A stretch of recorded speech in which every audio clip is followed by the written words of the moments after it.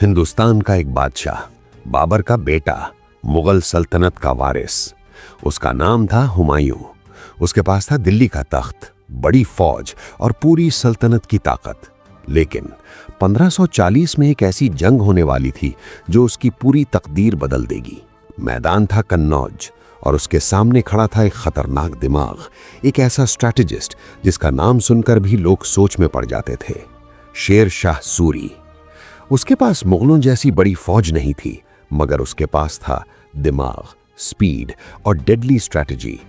जब जंग शुरू हुई, मुगल फौज को लगा जीत बस चंद घंटों की बात है, मगर फिर बैटलफील्ड धीरे धीरे बदलने लगा।